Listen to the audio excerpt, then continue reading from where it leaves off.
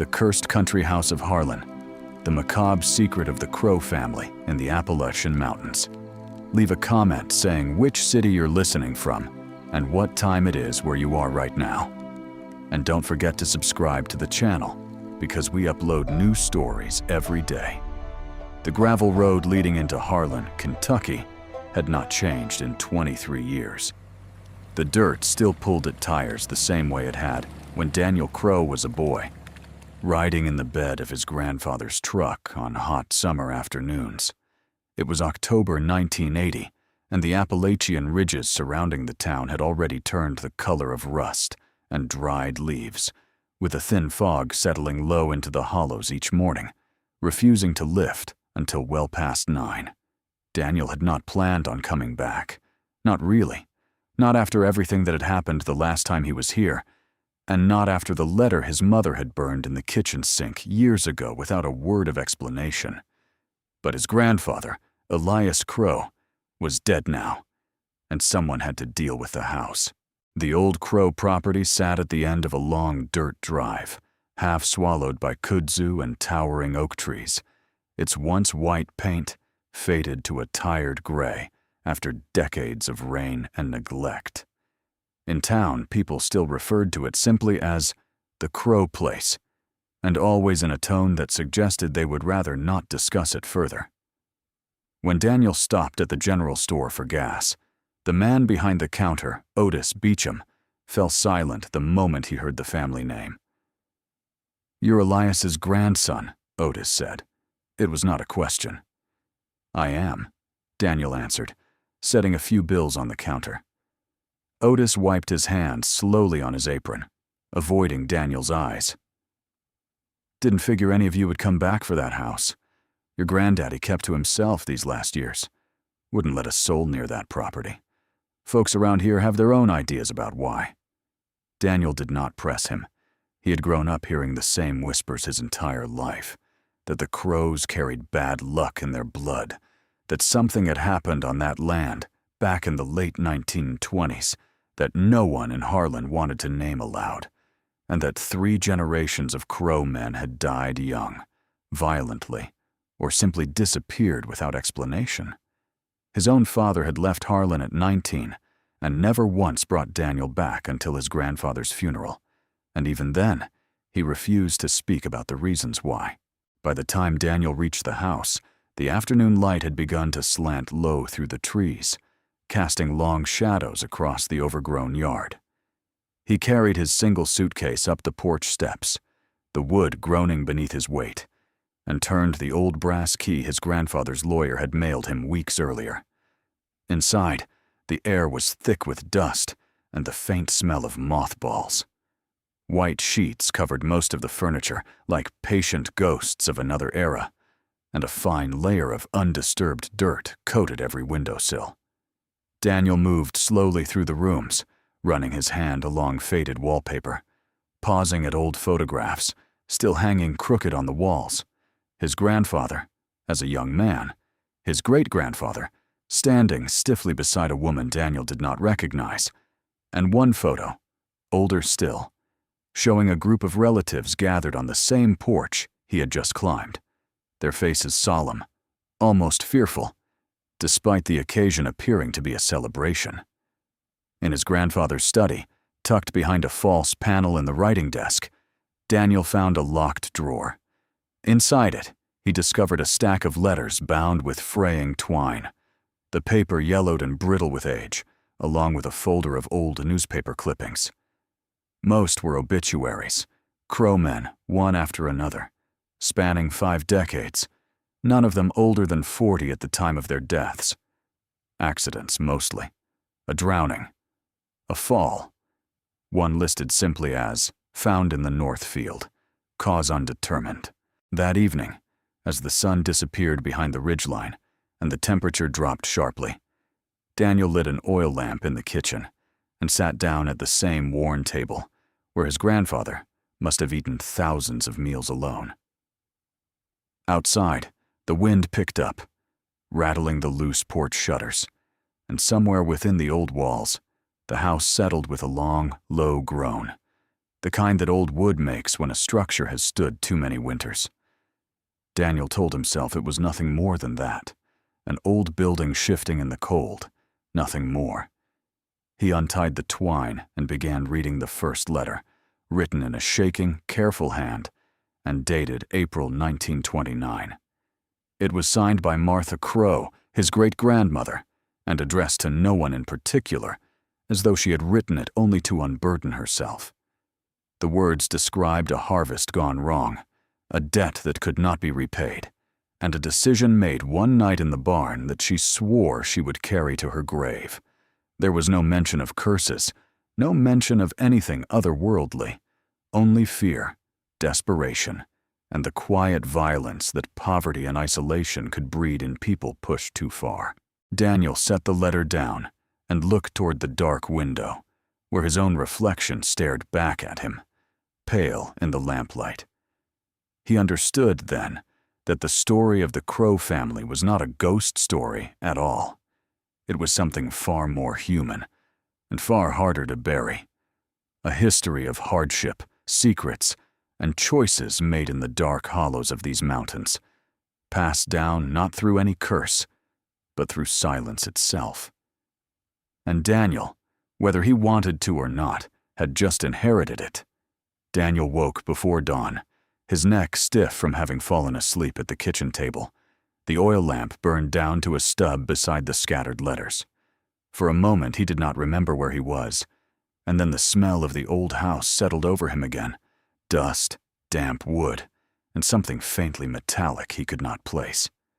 Through the kitchen window, the sky over the ridgeline had turned the color of ash, and a light rain had begun to fall, tapping softly against the tin roof.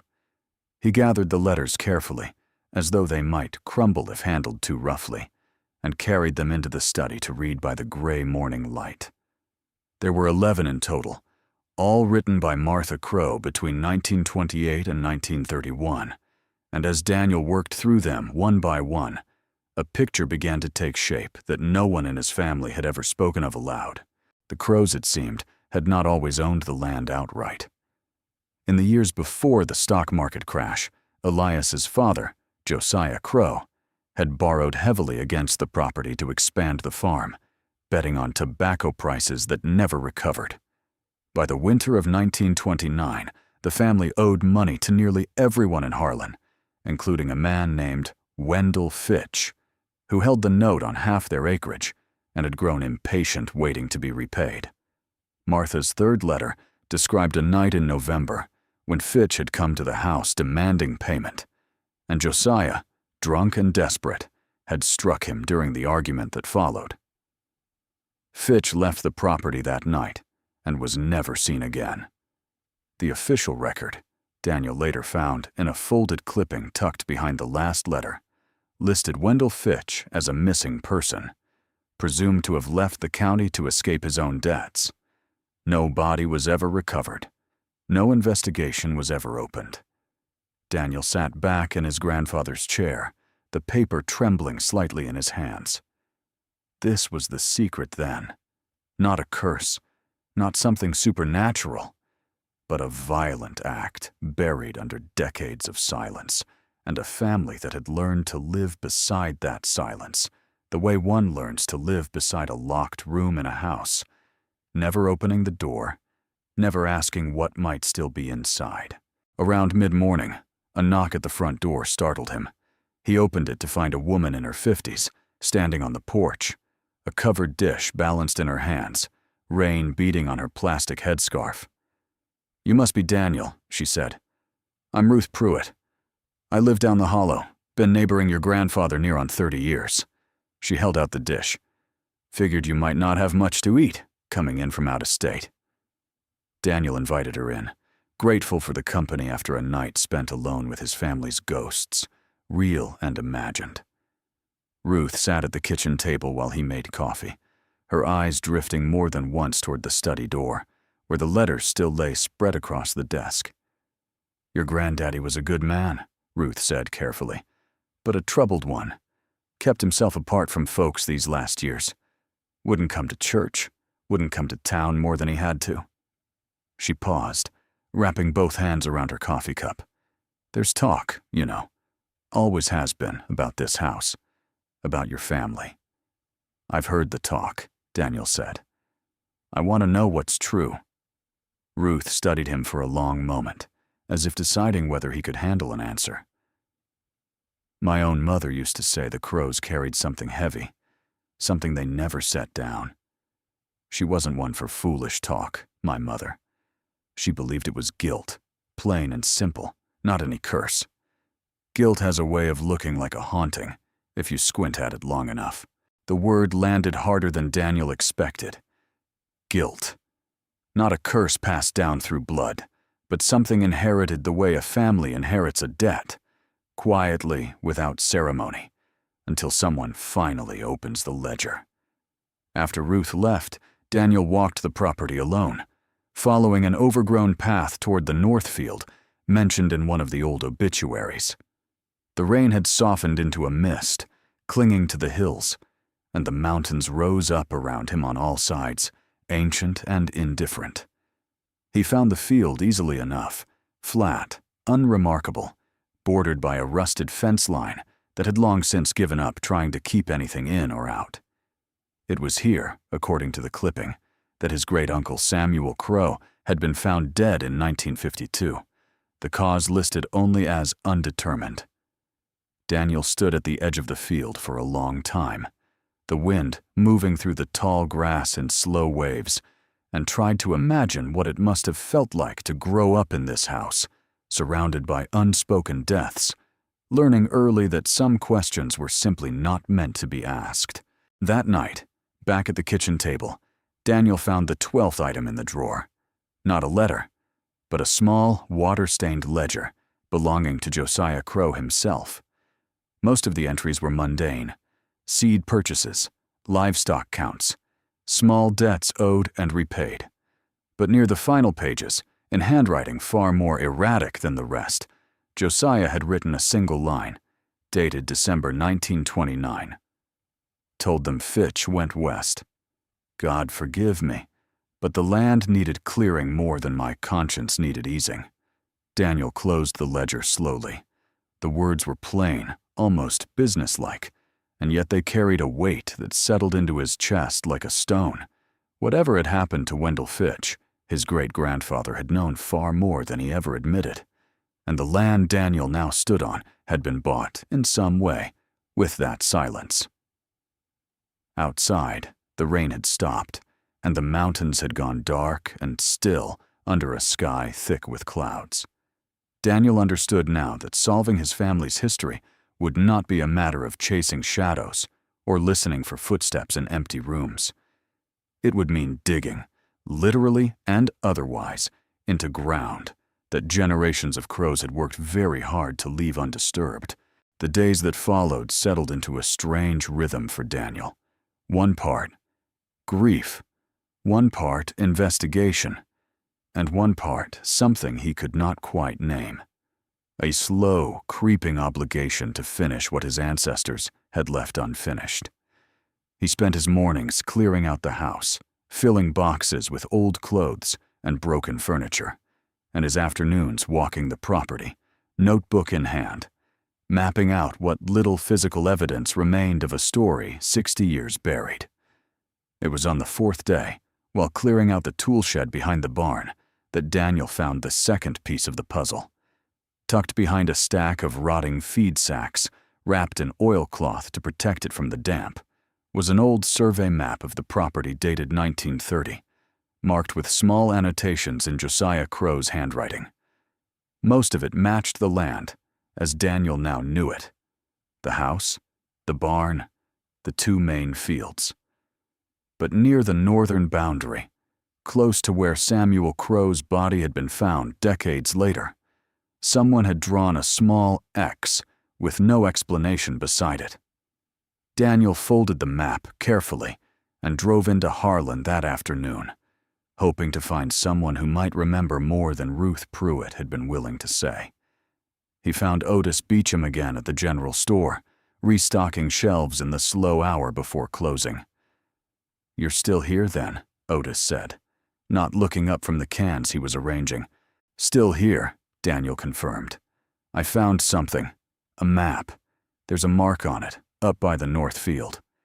Same place my great-uncle died. Otis's hand stilled for a moment before he continued his work. Your family's business is your family's business, son. I'll say that much plainly.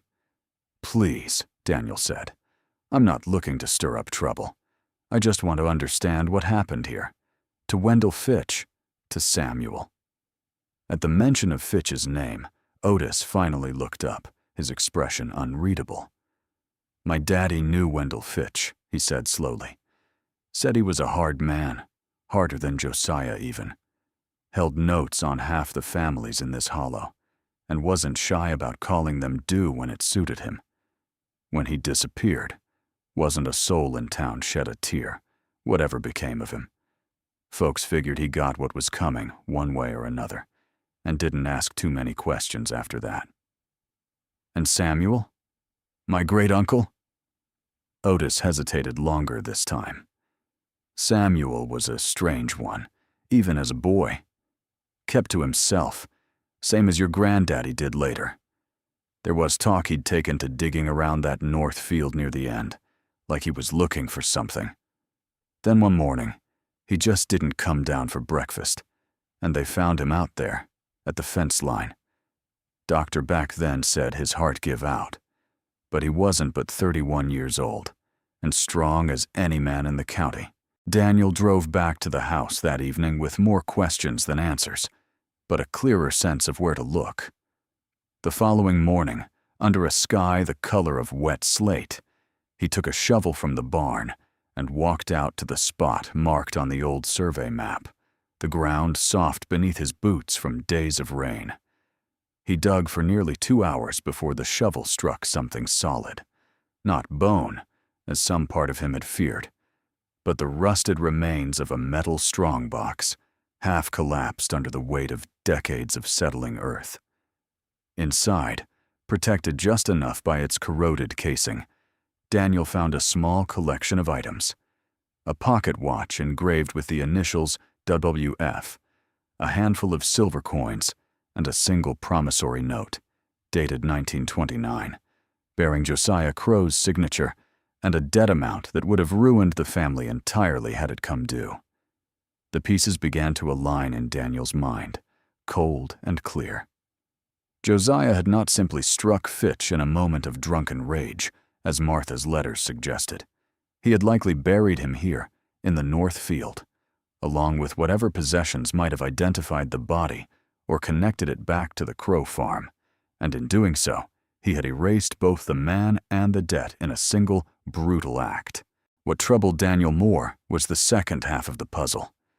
Samuel, digging in this same field decades later, likely having found the same map, likely having uncovered the same terrible truth about his own father. Whatever had actually caused Samuel's death, Daniel now suspected it was not his heart failing from natural strain, but something closer to the weight of discovering exactly what kind of silence his family had been built upon, and perhaps, in his final days, deciding he could no longer carry it alone. That evening, sitting once again at the kitchen table with the strongbox's contents laid out before him, Daniel understood that the curse the town whispered about was never anything more than the accumulated weight of secrets, each generation inheriting not a supernatural affliction, but a silence too heavy to set down, and, in at least one case, perhaps too heavy to survive. He thought of his own father, who had fled Harlan at 19 and never returned, and wondered now if it wasn't fear of ghosts that had driven him away, but fear of exactly this, the moment when the ground finally gave up what it had been asked to hold for far too long. Outside, the rain returned, gentle against the tin roof, and Daniel sat alone with the truth his family had buried, knowing there was still one more piece left to uncover. The reason his own grandfather, Elias, had spent his final years isolated in this house, refusing to let anyone near the land he alone seemed to understand completely. The rain continued through the night and into the following morning, turning the dirt road into the property soft and treacherous, and Daniel found himself unable to leave the house even if he had wanted to. He spent the early hours going through the last of his grandfather's belongings, boxes stacked in the hallway closet that had clearly not been touched in years, thick with the particular stillness of things deliberately left alone. It was in the bottom of the last box, beneath a folded army jacket and a handful of old photographs, that Daniel found his grandfather's journal. Unlike Martha's letters, written with the careful formality of another era, Elias's entries were blunt, sometimes only a few lines long, spanning nearly 40 years in fits and starts. Daniel began reading from the earliest pages, dated 1938, when Elias would have been only a boy of 10. The early entries were unremarkable: weather, chores, small complaints about school. But by 1952, the year Samuel died, the tone shifted sharply. Elias, then in his 20s, had written only one line for the entire week following his brother's death. Samuel found what Pa buried. I found it too after. Some ground shouldn't be walked twice. Daniel read the line 3 times before setting the journal down, his hands unsteady. His grandfather had known, not suspected, not feared. Known with certainty exactly what lay beneath the North Field, and had carried that knowledge alone for decades, watching his own brother die under its weight, and choosing deliberately to say nothing. He continued reading through the years that followed, watching Elias's handwriting change as he aged, watching the entries grow sparser, more guarded, as though the act of writing itself had become dangerous. In 1961, a single entry read, "Told Robert nothing. He asked about the Northfield once, when he was small, and I told him it was bad ground for planting. That's all he needs to know." Robert. Daniel's own father. It struck him then, with a clarity that felt almost physical, how deliberately the silence had been constructed, not out of superstition or fear of the supernatural, but as a calculated act of protection, however misguided. Elias had wanted to spare his son from the truth that had destroyed his brother, and in doing so had built a wall of silence so complete that Robert had grown up sensing only the shape of something terrible, without ever understanding what it was, until the fear of it drove him away from Harlan entirely. Daniel drove into town that afternoon, despite the weather, needing to speak with someone who might understand his grandfather better than the journal alone could explain. Ruth Pruitt welcomed him into her small house at the bottom of the hollow, setting a pot of coffee on the stove without being asked. "Your grandfather came to see me once," Ruth said, settling into a chair across from him. "Years back, not long after your father left for good. Didn't say much, just sat where you're sitting now and told me that some men are born into debts they didn't create and don't know how to repay."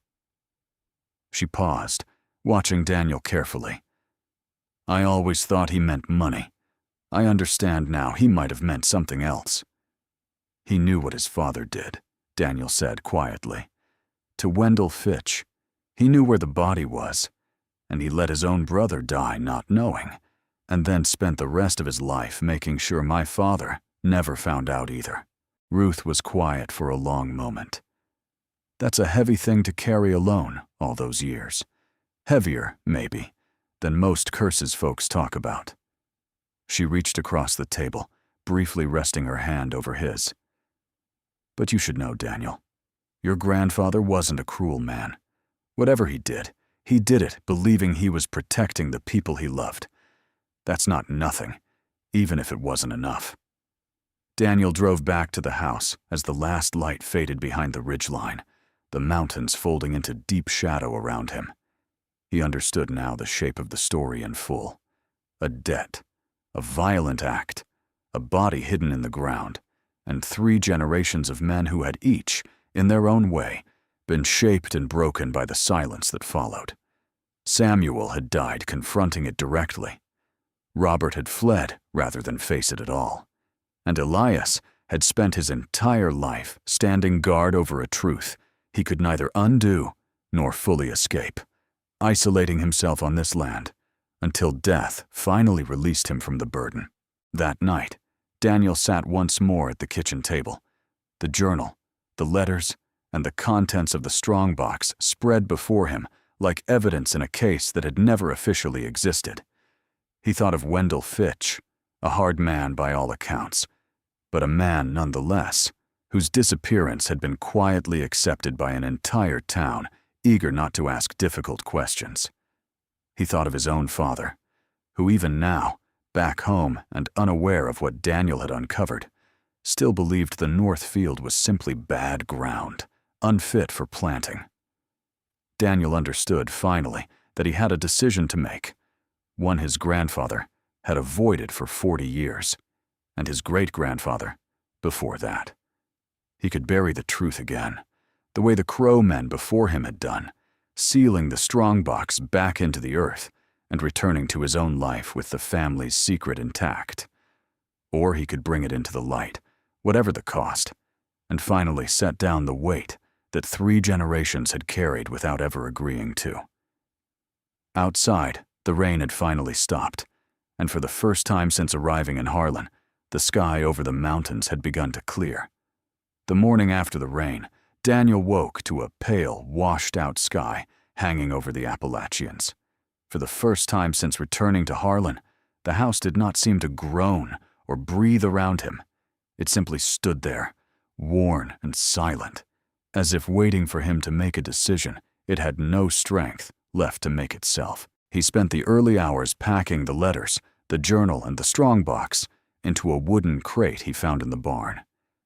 He did not move quickly, and he did not feel calm.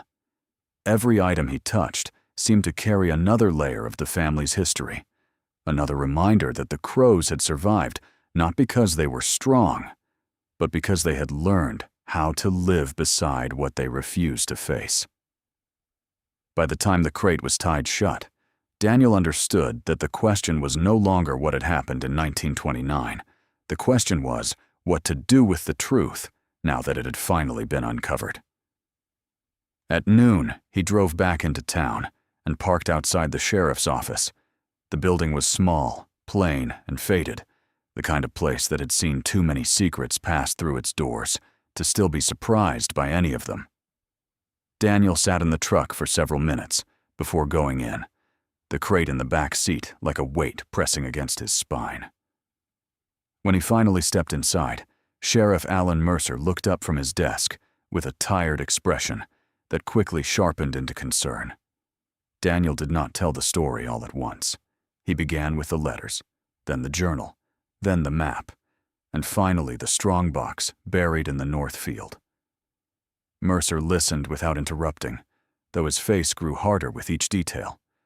When Daniel finished, the sheriff leaned back in his chair and rubbed a hand across his mouth. "You're telling me your grandfather knew about a body buried on that land for decades," Mercer said. "I'm telling you he knew what his father did," Daniel replied. "And I'm telling you, the whole family spent 50 years pretending not to know." Mercer was quiet for a long time. In the end, he agreed to come out to the property the following morning, but only after Daniel signed a statement and handed over everything he had found. Daniel expected relief after that, but what he felt instead was a strange emptiness, as if speaking the truth had removed something from him that he had not realized he was carrying. That evening, Ruth Pruitt came to the house one last time. She stood on the porch with her hands folded in front of her, looking at Daniel with the same careful sympathy she had shown from the start. "You did what you were supposed to do," she said. Daniel looked out across the yard, where the last light of day was fading behind the trees. "I don't know if that's true." "It is," Ruth said gently. "The rest of it belongs to the law, and to God, and to whatever weight men leave behind when they make terrible choices." She hesitated, then added, "Your grandfather would have hated this." "Maybe," Daniel said, "but he should have hated what happened before." Ruth nodded once, as if that answer required no argument. Before she left, she placed a hand on his arm. "Some families break because they tell the truth too late," she said. "Some because they never tell it at all. Yours may be the first kind now. That still leaves room for healing." When Mercer arrived the next morning with 2 deputies, the digging began again in the north field. This time, there was no uncertainty, no guessing, no hope that the ground would remain quiet. The deputies uncovered what Daniel had feared and expected: human remains, damaged by time, but unmistakable enough to confirm what the Crowes had hidden for so long. The sheriff said little as the evidence was collected. No one did. The mountains watched in silence, as they always had. The story spread quickly in Harlan, though not in the way Daniel had once imagined. There were no headlines dramatic enough to capture the full ugliness of it, no public reckoning grand enough to match the years of silence. But people talked. They remembered old suspicions. They reconsidered old stories. And the Crowe name, once spoken in a whisper, became something else entirely. Not a curse, but a warning about what silence can become when it is inherited instead of broken. Daniel remained at the house for one final week after the sheriff's visit, not because he wanted to, but because there were papers to sign and decisions to make. His father eventually called, his voice strained and thin over the phone, and Daniel told him everything. Robert listened in silence for most of the conversation, then said something Daniel had never expected to hear: that he should have come back sooner, and that maybe they both should have asked harder questions long ago. It was not forgiveness, not exactly, but it was the beginning of something that had never existed between them before. By the time Daniel locked the front door for the last time, the house had changed in a way he could not have explained to anyone else. It looked the same, still faded and tired and half collapsed into the hillside, but it no longer seemed charged with dread. It was just a house now, a damaged place, a place where people had made mistakes, then spent decades pretending they had not. He stood on the porch and looked out at the mountains, the ridgelines dark against the evening sky, and felt the weight in him finally begin to loosen.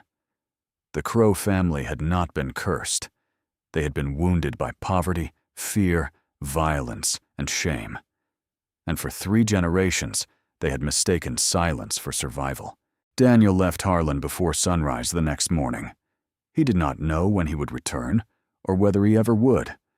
But he drove away with the knowledge that the story had finally been told, and that sometimes telling the truth was not a clean ending, only the first honest step toward one.